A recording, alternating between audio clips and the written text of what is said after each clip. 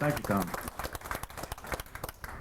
First, I want to thank Tom for setting this thing up, introducing me to Tom Morrison, who gave me the original map that I blew up here. And I want to thank him, and he was a wonderful experience talking to him. And George, I'm glad you took your papers away, because I might have started reading that Uncle Bill thing again. I wouldn't have got through it this time. I just want to take a few minutes to recap what happened to us in the Bulge and then pick up this story. We got on the line on December 10th, 1944. The Bulge started, the Germans attacked on December 16th. My outfit, which was the 589th Field Artillery Battalion, 105 millimeter howitzers, were overrun. We retreated. We helped in the defense of St. Vith, which it turned out later was very important, but none of us knew it at the time. And we wound up with only 92 of us left out of 504. And then we made our way, finally we pulled back, and they took us off into a chateau around December the 28th, and we were told we were originally going to be reconstituted. They were going to bring up the battalion to full strength again. But then the word came down like the next day that we would be disbanded and we would be shipped to other outfits. Well, that was kind of disheartening, because those of us who were left really wanted to stay together, but that's not the way it's fated to be. We start on January the 1st. We were told that we're going to other outfits, and I would characterize what I just spoke about as a retreat. But now we're going to talk about the part that's the advance, as we began to push the Germans back. I was very happy to find that I was going to be assigned to another artillery battalion from the division. That was the 592nd. That's the only two numbers I'll ask you to remember, the 592nd and the 589th. 592nd was division artillery, 155 millimeter howitzers. The difference in shell size, 105 weighs about 30 pounds. The projectile for a 155 is 100 pounds. It's a lot heavier to lug. So I'm going to walk around here for a minute, and hopefully you can all see this. Okay, this map, just to show you, is where the Bulge, this line extends, shows you the extent of the Bulge. We originally started, our outfit was up here. We were pushed back considerably to St. Vith is up here. Bastogne is down here. And so we were, as we pulled back to this area around here, we were dispersed. So we went to the 592nd. When you go to a new outfit, those of you who have experienced this, it's kind of discouraging in a way, because you're sort of the fifth wheel. You don't really have a job yet, and you kind of don't know the people, and you kind of want to become, better integrated into the outfit. Well, as luck would have it, the 592nd, the jobs we had to do would be the same. I was what was called a survey and instrument man.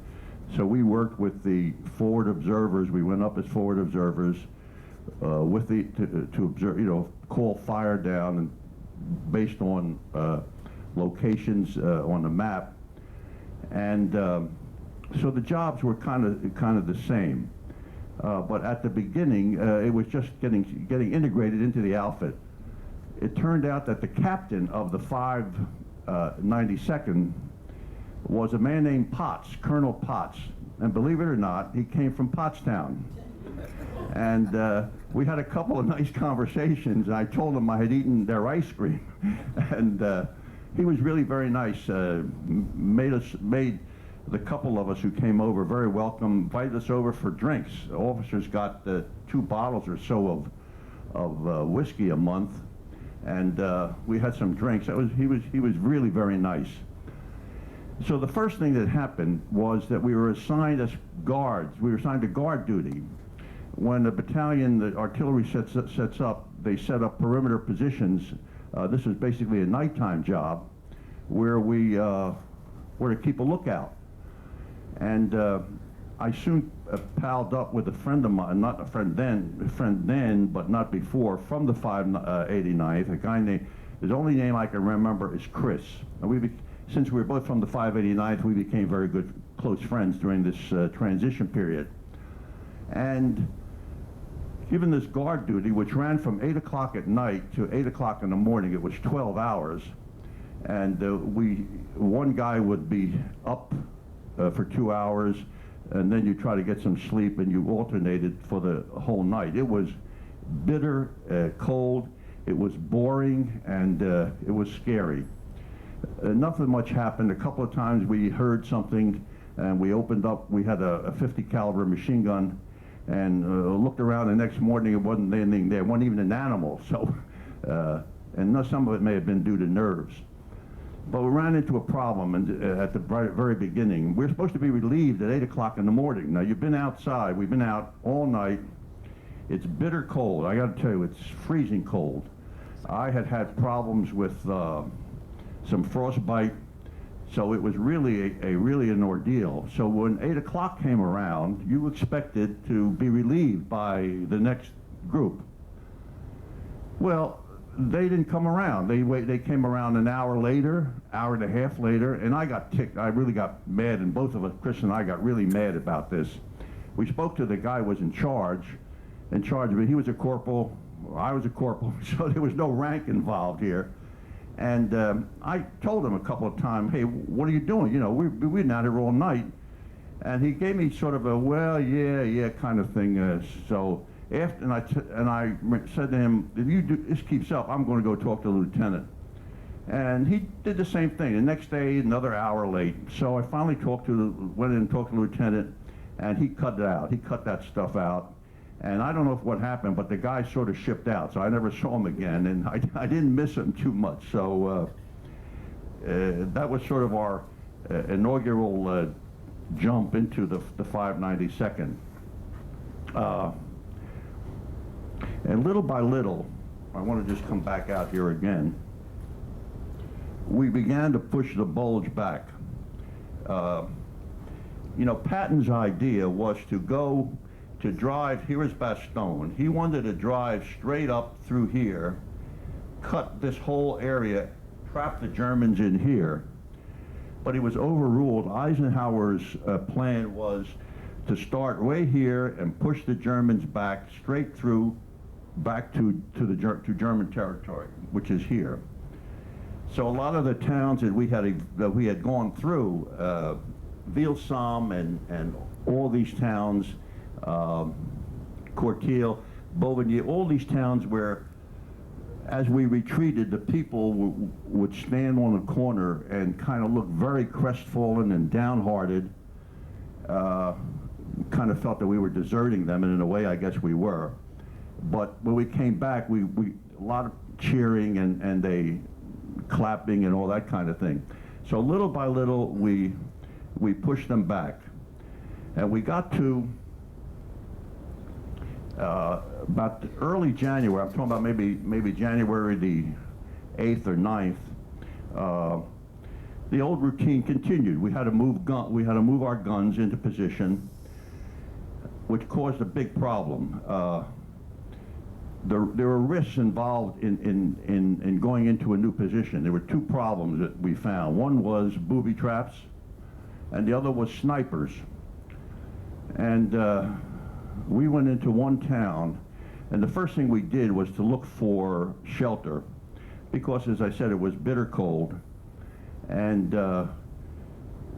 we went in, I mean, three of us went into one house looking for a place to stay, and another bunch of our guys went into the next house, and there was something in there that was booby-trapped, and one of our guys got very badly wounded in there. So the word had gone out, don't touch anything. No matter what you see, if you see a Luger, don't pick it up because it's likely to be booby-trapped.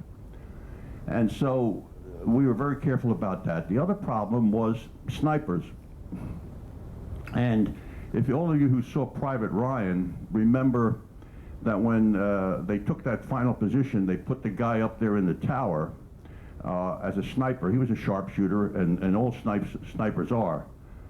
Well, I remember one town where it was particularly bad. They found that the guy was in a steeple the same way it had been in Private Ryan. And until we located that, I mean, you'd think it would be obvious it was the highest spot, but it took us a while, and we were, you know, nervous because you were afraid to almost walk out until we got the guy. They finally got him and killed him, and that made it easier. But in every town we went to, the Germans had a sniper in there trying to impede us.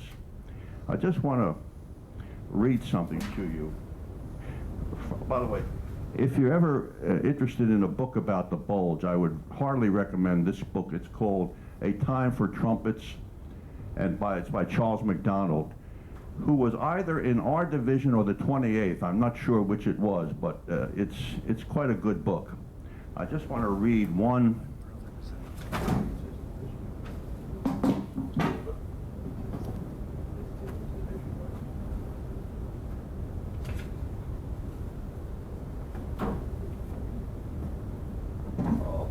This will give you some idea about what it meant to move the guns. Much of the time, men advanced through snow flurries, followed the next day by a heavy snowfall that piled drifts in places to a depth of several feet. Tanks stalled on icy hillsides, trucks towing anti-tank guns or artillery skidded, jackknifed, collided, and blocked vital roads for hours. 2 trucks towing 105mm howitzers plunged off a cliff. Bridges everywhere were out, the sites defended. The Germans occasionally counterattacked, a brace or so of tanks, a company or a battalion of infantry. Under these conditions, 2 miles a day was a major achievement. So I can tell you personally, every time we went to move, the 592nd, of course the howitzer is a much heavier gun than the 105. The 105s were bad enough. When you kind of turned a curve on a slippery road, the truck would make the turn, but the howitzer that was attached to the truck would swing out, and it would often go off the road, and we had to winch it out. We did more winching than I've ever done before or since. But that's one of the problems that was involved in the moving. The other thing that became apparent early on to us was that the Germans must have been having problems because they weren't getting back to bury their dead. At least not to bury them, at least to pull them out.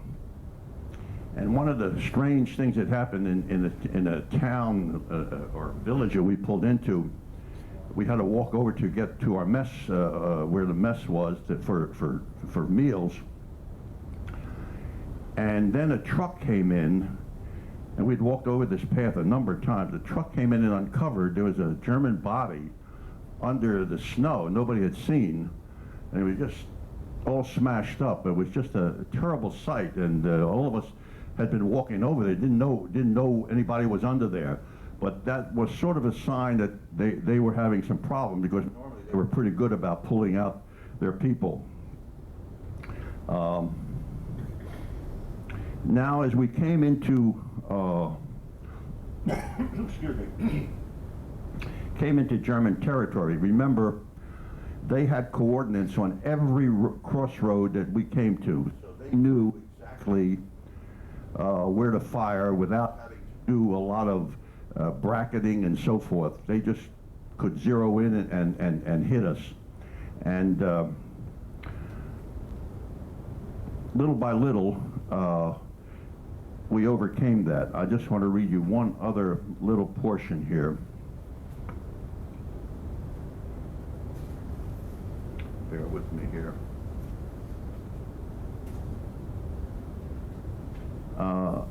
Don't think that the German army wasn't a well-disciplined and tough army. And I'll read you this passage. All of the soldiers of the German army in the Ardennes, they resented the withdrawal of the SS. The SS was Hitler's favorite troops, and he protected them in many ways. So as things got tough in the bulge, he pulled them out. And the rest of the army, German army, thinking they were to get a rest, they continued to resist with a tenacity that no American soldiers and their commanders, it defied explanation. For the most part, their resistance centered on occasional key high ground at road junctions and in villages. The villages were of importance to both sides, for only there was to be found protection from the cold. In most cases, it took the direct fire from artillery and tanks to blast the Germans out. So it was, it took some doing. We also began to see the devastation that our bombing had racked on the Germans. The towns we went through were really in bad shape. One of the things that we had to do, as I mentioned before, was to go up as forward observers. And one day we went up, we were told by intelligence to keep an eye out on German Red Cross vehicles because there was some suspicion that they were bringing in ammunition. And that's, of course, under the Geneva rules, not allowed. Well, we went up there and looking through binoculars, see 4 trucks, except they were pulled by horses. So get that picture. Horses pulling 4 wagons, Red Cross clearly marked on the side and on the top. And we watched, and they opened up the back of the thing, and they were unloading boxes. The boxes had no Red Cross designation on them at all. And we called down fire on them, and we destroyed them. They told me later that when we went by there, I didn't go by there later when we moved ahead, that there was something like 30 or 40 Germans who were killed. And also the horses. At that time, I had not much sympathy for the Germans, so I felt worse for the horses. Another incident that I want to relate to you, to give you an idea of the bitterness that we all felt. We were in what was the remains of a barn, any place you could hide, any place you could not hide, but to go in and get warm. And in there, we had built a fire, and a couple of us had gone out to get some fresh water from a creek that was running down with a little further down. As we walked out, we see a group of German prisoners coming, about 25 or 30, guarded by one GI and a sergeant. And they walked by, stopped in front of right where we were. And the sergeant went around, looked at all the boots of the Germans, because we had not gotten overshoes, and was one of our problems. And at in the last rank, last row, was a German officer who had on leather boots. And the sergeant said to him, "Take off, the boots." And the German shook his head.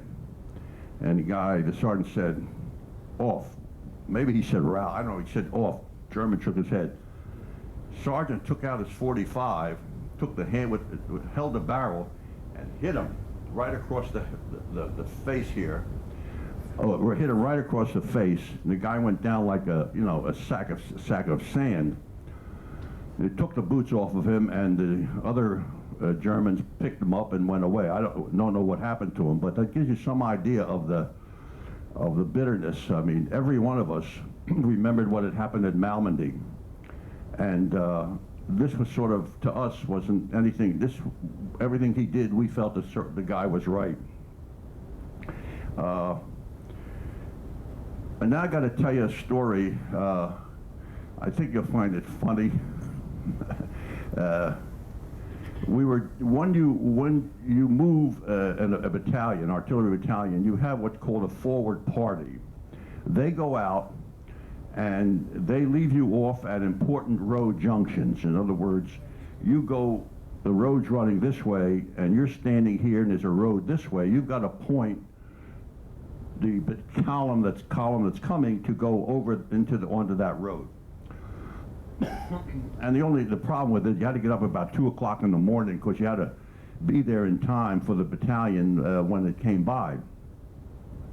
And so they let me off at a junction of a bridge. So I'll give you the picture, the road running this way and a bridge, and I'm supposed to tell the battalion to cross. We had to turn at that bridge. Very cold, bitter cold, about, I don't know, maybe 7 o'clock or maybe earlier in the morning, just getting light.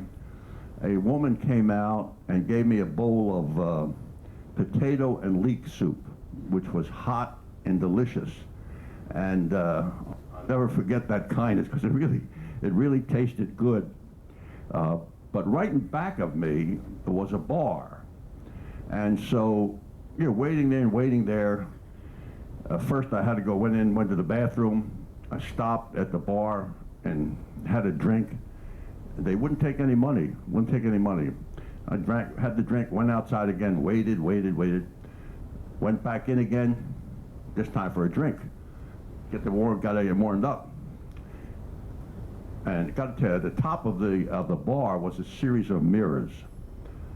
So I came out again, then I went, maybe an hour later, I went in again and had a drink, and as I lift the drink up, I see the column is going down this road. They're not turning, and I'm supposed to have told them where to go.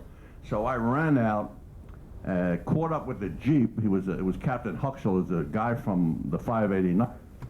And I said, Captain, you got to turn around. He said, where were you? I said, I had to go to the bathroom. So, okay, but you don't know what it's like to try to turn around a battalion of howitzers in a narrow area. It took about an hour to get that whole unit turned around, so it was essentially my fault. We were going at that point to, believe it or not, for a little rest and recreation, if you want to call it that, at a little town in Belgium, I guess about 10 miles south of Liège. And we went through the town and we knocked on the door and asked people if they would be willing to take us in to sleep. And the first house we went to, they said, yeah, very nice. A man and a woman and a little girl, maybe 8 or 9 years old, and the grandfather of the mother was living with them. And they gave us, showed us a room on the second floor, and they gave us these gorgeous, beautiful, warm, down covers. And for us, it was like, it was like better than a sleeping pill. And we slept for like 8 or 9 hours that first night. And the next morning when we came down, they made it known to us that how come we didn't get up, because, this was Buzz Bomb Alley. There were buzz bombs coming over. Buzz bombs are bombs that the Germans, they were the first rockets. The V1, yeah, they went over and they cut out at a certain point and they dropped wherever they were. And it was just a guess on a part of the Germans where they would fall. But Chris and I never heard the buzz bomb. We were so comfortable that we didn't even notice it. And that happened like every night. But what we did is when we went to eat, we get to the mess, we brought them back all kinds of white bread, and we brought them back cookies and things like that, and they were very grateful. Well, after we were there for about 8 or 9 days, and Chris and I decided we had to do something to help to repay them. So we made what some of you may remember was called a midnight requisition. We went over to company, the service area where all the food was, and got them to give us a half of a cow that we put on the back of the half ton, and we took it back to the house, and we carried it in and laid it on the table. Well, I thought the man and the woman would go crazy. They hadn't seen meat in a long time, and it was just, we just felt great about it because they were so good to us. Every morning she would make us whatever they passed for coffee. Oh, then we began to bring him coffee, which was great. She had made up some preserves of what kind, I don't know, but it was delicious. But, and for several years after the war, I corresponded with them and sent the little girls some gifts, but after a while we just sort of stopped that. But at that point, then we knew we were going to go back on the line, and went back up to the front. And at this point, we were approaching the Rhine River, and we'd gotten in a position, and in one point, we were at a beat-up farmhouse, and right next to us was the battery of guns. And at this one date, I think it was March 16th or March 17th, close to St. Patrick's Day, they started firing at about 9 o'clock at night. What was called, I guess, fire for effect. It was just, you didn't you didn't move the guns at all. You were zeroed in on a specific position and you just fired. And all along the line, you could see the explosions from the howitzers. It was on. Yes, sir. How many guns? In the battalion, there are 12, divided into 3 batteries: A battery, B battery, C battery. Each battery has 4 guns. But this was controlled by fire control, saying you fire at this specific location and elevation, and they gave you all that, and that's how you fired. Well, I had gone to try to go to sleep at about 11, I guess, at night, and I couldn't sleep because the cannon, the howitzers were firing continuously. It was not a let-up. It was just the time that it took for that shell to be ejected, and they put in another shell. So it was constant, and every time it fired, it like I jumped up on my the floor just shook. So after a while, I just said, well, that's enough of that. So I got up and I went down and actually tried to help, and did help them a little bit. As I said, those shells are 100 pounds apiece, and they were really laying it on.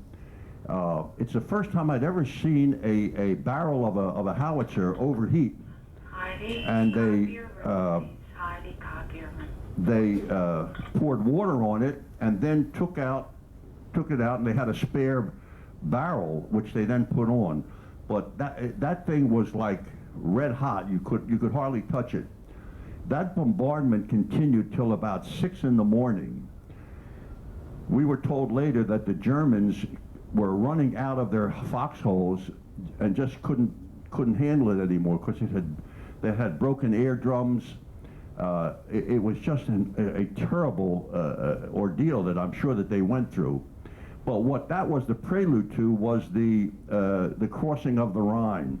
And about 5:30, 6 o'clock in the morning, just as soon as it became light, you could see hundreds, I literally mean hundreds, of planes going over. A lot of them pulling gliders. And that's the time that we crossed the Rhine. And in tying in with that, about 2 or 3 days later, I'm on guard duty at some intersection, and there's I see a vehicle coming, a lot of dust on the road, and stopped the guy, gave me the password. He said, "Where are your engineers?" And I said, pointed where they were, and I said, "What's up?" He said, we got the bridge at Remagen and we need pontoons. So they were looking for pontoons. If you remember when we took the Remagen bridge, that bridge had been ready to be blown, but it wasn't. And our guys got across, but they were, It was partly blown, but it was still intact. It was still in, I don't think it was, I think it was still intact, Tom. Still, yeah, okay. So, Oh, it was crossable, yeah. yeah, it was crossable, yeah. But what they were looking for was pontoons to give them an extra, they wanted to set up another bridge to get over in case this thing collapsed, which it eventually did. So, I thought to myself, geez, that's weird. Here I am, and they're asking us for pontoons, and I assume they got them when they approached the engineers. Now, after a while, another couple of weeks, I got a furlough to go to Nice for a little rest and recreation. Anything to get out of the cold, right? But that was nice.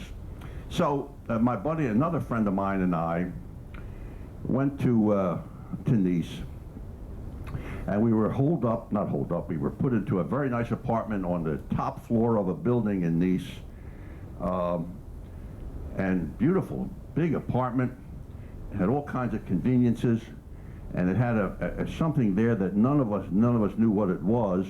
We thought it was a place to wash your feet. And what did we, you know, you're 19 years old. We weren't sophisticated.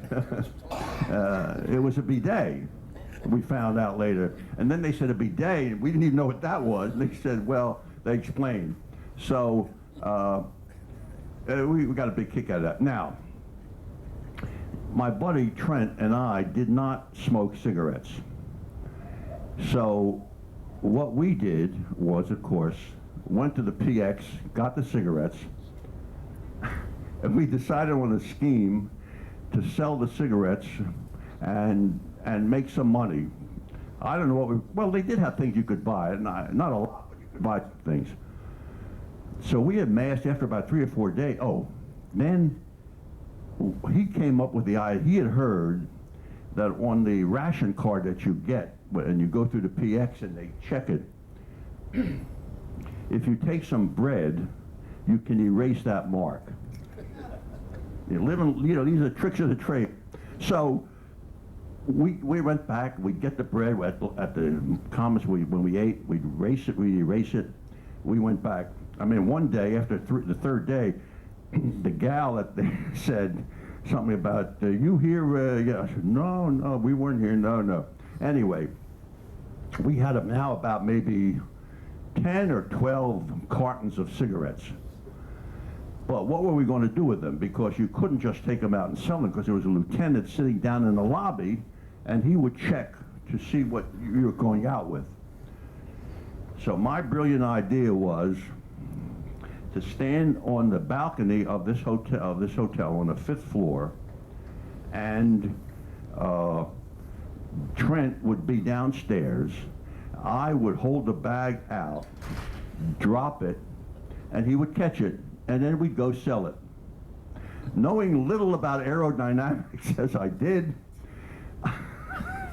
I held out the bag, and he was there, and it's going to be easy. And I dropped it, except it floated. It was an intersection. Right in the middle of the intersection, it fell, it broke. All the cigarettes were scattered. The Frenchmen were coming from all over. They scooped up.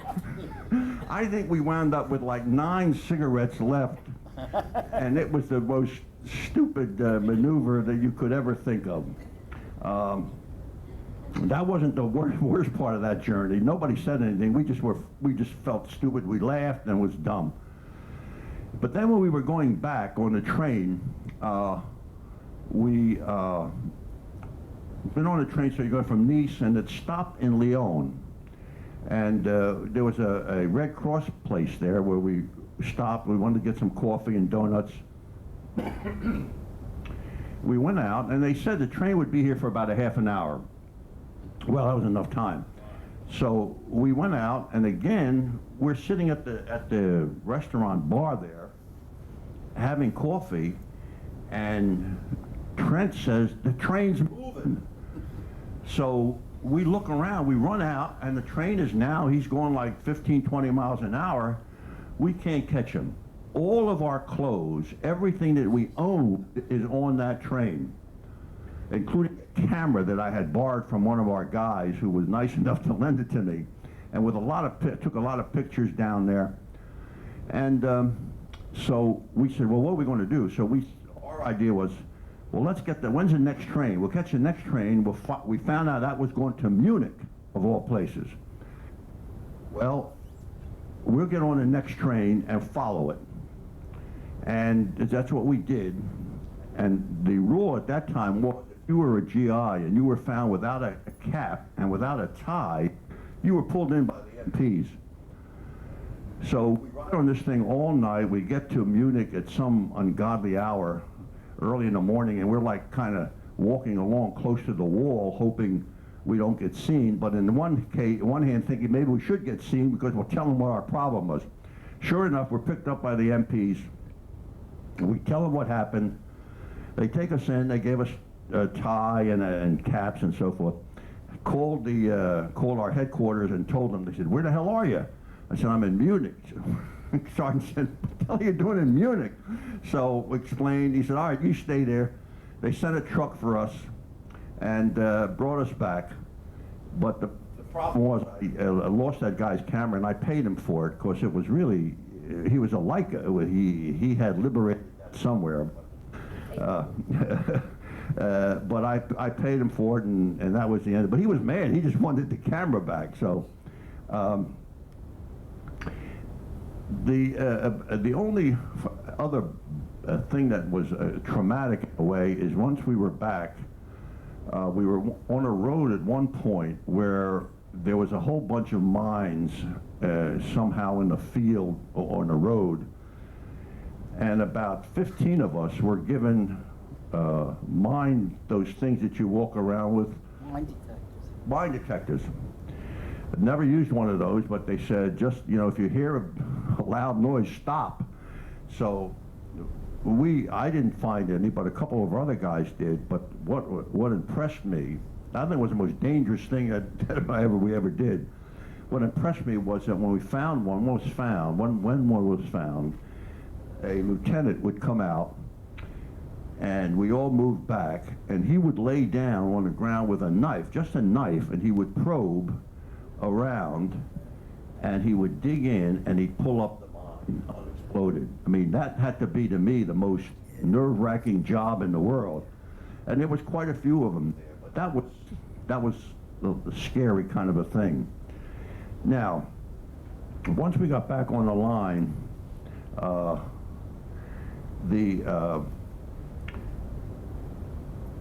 we began to move ahead. But what was happening now is that, did I turn it off? Can you hear me? Yeah. What was happening now was we were going, say, this way. On either side of us was an armored division. And they were going so fast, we were moving so fast that we couldn't keep, they were moving so fast, we couldn't keep up with them. We would move 3 and 4 times a day. In other words, moving all that equipment, you'd set up in a gun position, you'd radio artillery division headquarters where we were, and they'd say, okay, pack up, you move another 12, 15 miles ahead. And the bottom line was that on March the 14th, they ordered us to stop, and we withdrew to a place in France called Saint Quentin, where we were going to be reconstituted. So for us, in a one way, the war at that point was essentially over. We got back to Saint Quentin and stayed there for a while, and then on April the 1st, we were ordered to this airfield near Rennes, R-E-N-N-E-S, where the whole division was to be reunited. The old guys were to meet the new people. They brought in a whole bunch of replacements, and I'll never forget, there was a marvelous parade where the old men greeted the new men, and we were given our battalion insignia back. It was a very touching ceremony, and those men were officially made part of 106th again, so the division was reconstituted. The next thing that happened, because of that, we were ordered to go to I don't know if you remember, during the war, there was a pocket, a Saint Laurent pocket. There was, where the Germans we had bypassed them in Normandy, and they stayed there, and we just went ahead. They had never surrendered, and we went there to contain them. They weren't going anyplace. And what was interesting that the arrangement we had was that if they didn't fire on our movies, we wouldn't fire on their brothels. That was sort of a quid pro quid kind of a thing. And nothing happened. Our movies didn't get fired and whatever we didn't fire on whatever they had there.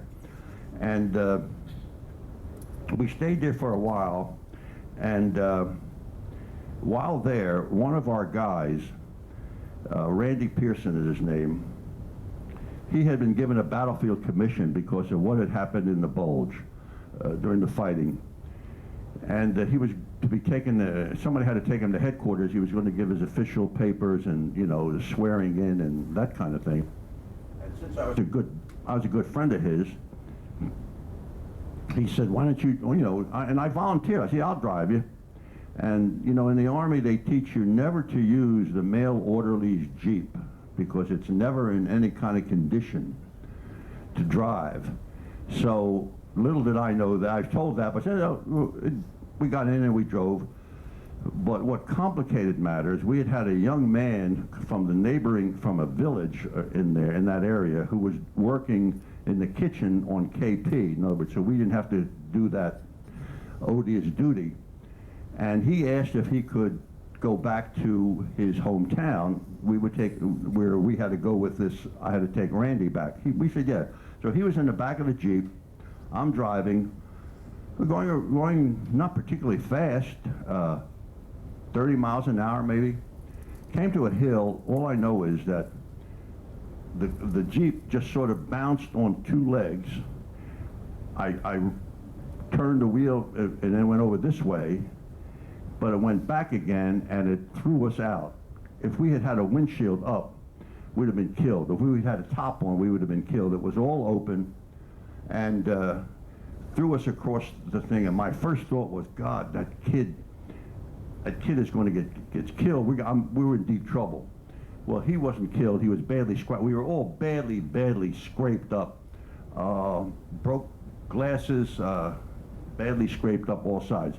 Randy was beat up. And years later, he sent me a cartoon, and somebody had drew it for him. He's standing there, and he said, Sam, what are you trying to do, get me killed? So anyway, after about 4 days, I thought they were going to charge us for the Jeep. And that was also a customary thing, but nothing like that happened. And Randy got his promotion, and he was a second lieutenant.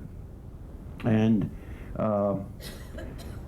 we were then, as I say, in this area where the prisoners were, and then came, of course, VE Day, and the war was over officially, and the Germans came out and piled. There was rifles piled 15, 20 feet high. One of which I sent home to my dad, who had been in the First World War. He put the darn thing together without a firing pin. They didn't let you take the firing pin. I had that rifle for a long time. And what happened was, when we got into those ports, we found that the Germans had accumulated a tremendous collection of great French wine, brandy, every kind of good drinking stuff that we knew nothing about, didn't understand it. And in typical Army fashion, they set up a long table, and you walked along that table with your coffee cup, the tin coffee cup. They poured a little rum, little wine, little champagne, little crème de menthe, little whatever it was, had a whole cup full. It was a potent cocktail. And that was our celebration of VE Day. And for all intents and purposes, that was the end of the war for us. And we then were dispersed to different units, and we were dependent on how many stars you got. We had 4 battle stars, which helped. That gave you more points to get home. So the division was dispersed, and I sailed out of Marseille on an LST, by the way, across the ocean, and that was the end of my experiences. Any questions? When did you come back? In February of 46. February 3rd of 46 is when I was discharged from Indiantown Gap. Yeah. We were there, well, the part I left out, once we got back into Germany, we went into training because we were scheduled to go to Japan for the invasion of Japan. And we went into field training just as rigorous as we'd had in the States. We had to pass a number of the field tests that they gave us, and we were living. I'd say half of the time we were living out in the field as opposed to living in town. When it was a town that we were staying in, but we spent a lot of time training. So we were getting ready to go to Japan. So then August came and the war was over, and we went in. Then at that point we went on occupation duty, which we weren't allowed to fraternize. Most of the guys adhered to that. A couple of guys didn't, but the majority did. But as new replacements came in, they didn't have that same sense of not fraternizing, and they made contacts with the Germans. So, but I remember about that is that we had our messes in a beer hall in this little town, and they served this delicious beer. So for lunch, 2 beers, and it was really pretty good stuff, good beer. And in another town, we stopped. The town of Nachstein. I remember we stopped there, and somebody found out that the brewery in that town had just reopened, and our guys came back with a with a 2-ton truck full of beer in cases. But it was the bottles that you had the stoppers on. If you remember those, they had a stopper on them. Boy, and that was delicious beer, very delicious. And so that's the end of my story. I thank you for your attention. And any questions, I'll try to answer. Yeah, a couple. Yes. You mentioned once the 106, is that the division you were attached to? Yeah, I was with the 106 from Camp Atterbury, which is where we were, to the end of the The thing. 106 was in the First Army one day? First Army, yeah, under You Hodges. mentioned Patton one time, that's why I asked. Did I mention Patton? Okay. Yeah, we said- Oh yeah, oh no, that was Patton's idea. Plan was to cut straight up. Eisenhower said, no, we're going to push him back. With Hodges in the First. Yeah, with Hodges, yeah. Great, he was a great general, yeah. That was, Oh, yeah, and we thought Bradley also was, he was great. now the other thing is you mentioned forward observers. Yeah. Did you have J3, the Piper Cubs with 155 howitzer? We had those Piper Cubs, but we didn't use them a lot because there was so much lousy weather that many times they couldn't get up.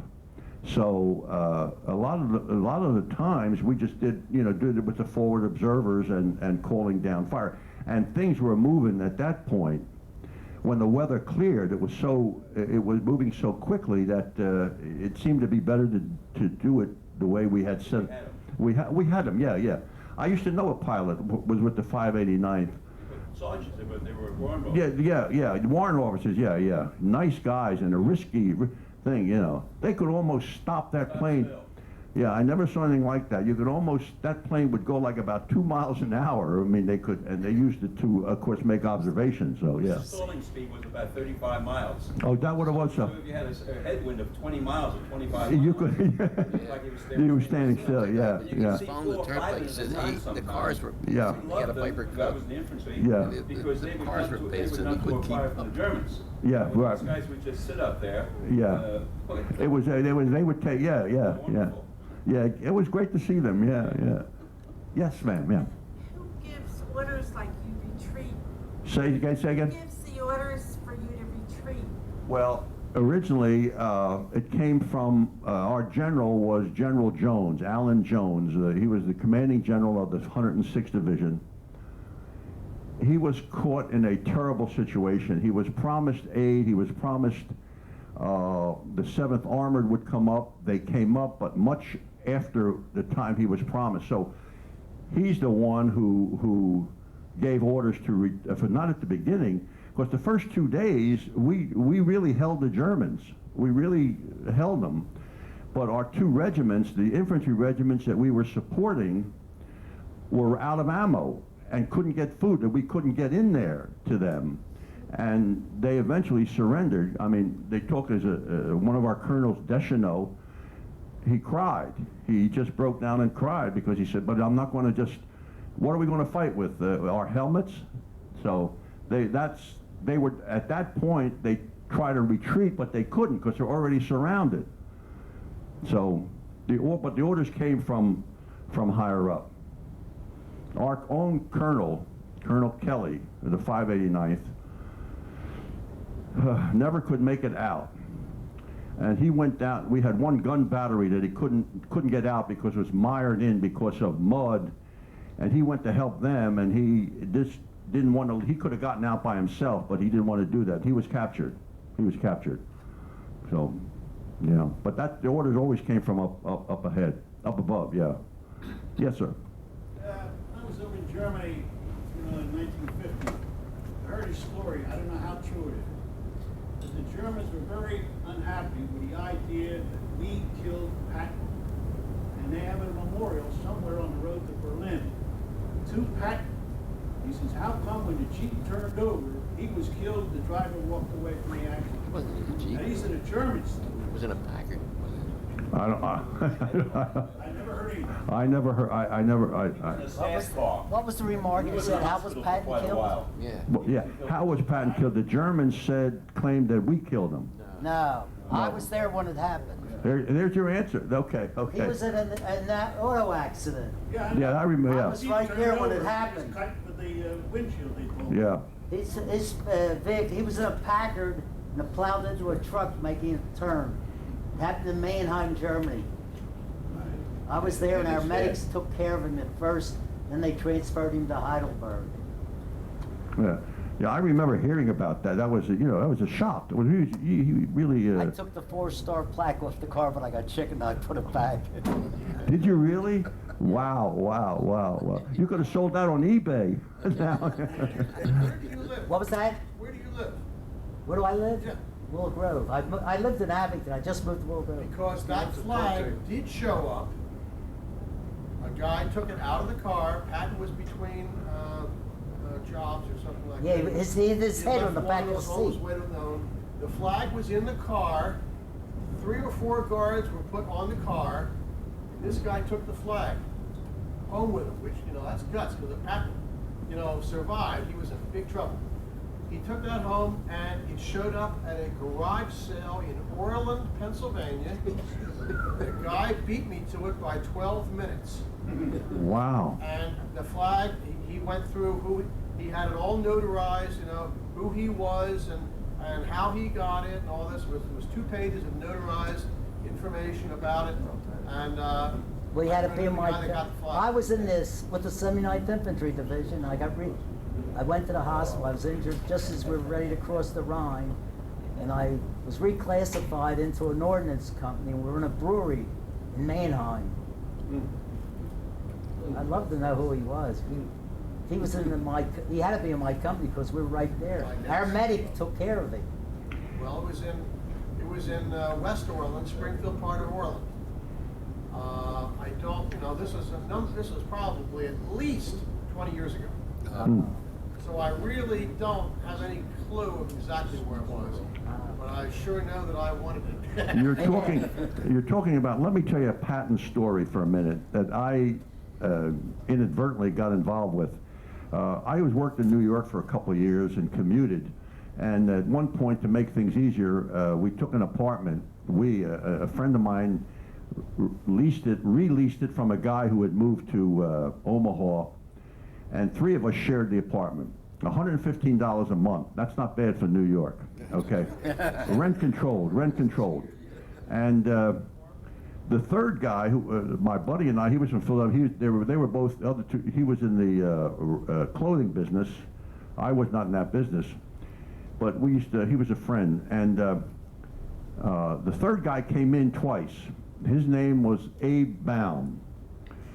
And I knew, my friend had told me about Abe Baum. Abe Baum was called in by Patton and told to make a take whatever he needed in tanks and men, and to make a dash 60 miles behind German lines to rescue his son-in-law. It's a book. It's called The Raid. Yeah. That was Patton's son. That was son-in-law, yeah. So now how things tie together. Colonel Kelly that I just mentioned, who was a prisoner, was in that camp where Patton's son-in-law was. And he described how Baum fought his way with that group through German, I mean, that's an incredible task. And when he got there, the guy had just been wounded like the day before, his son-in-law, and he couldn't be moved. So Baum said he couldn't take as many people as he could. He would take as many people out as he could because they had to get back. Our Colonel Kelly just thought that was not a good strategy. But when they broke out of the camp, Kelly and about 6 other guys made their way back to our lines, traveling only by night. And Baum fought his way back, and a lot of them were captured. He was barely shot up at that point. But that was, and Bradley later said if he had knew of that, he would have countermanded that order immediately, because that was really putting a lot of guys at risk for, just because it was a family guy. That's an interesting book. Yeah, it is it's called The Raid, and it's Abe Baum is the guy's It's name. unbelievable, too. It's unbelievable, yeah. I've always thought that would be a great movie. Somebody should make a movie of that. It would be terrific. Yes, sir.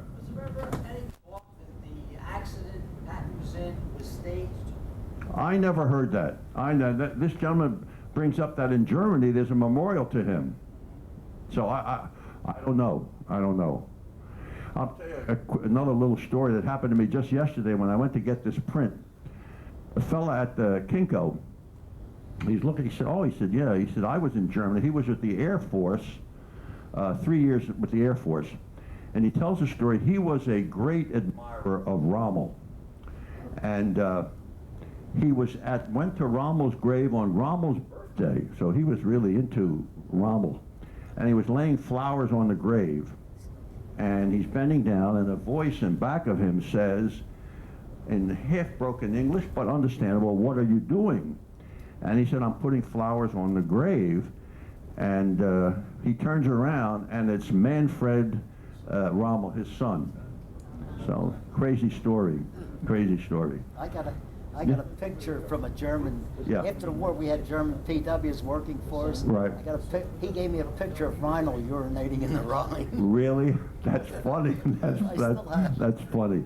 The one other thing I just mentioned, and it just reminded me of being prisoners, as we were advancing into Germany more and deeper, we began to see these enormous columns of prisoners of war. When I say enormous, I'm talking like 10 abreast on a road, running for miles and miles. They'd be going this way, we'd be going this way. It must have taken us 5-6 minutes to get past that column. It was that many POWs. And they were guarded like by 5 guys, because they were not, those guys were not about to go. They were happy to be in American hands. So it was a strange sight, though, to see. Any more questions?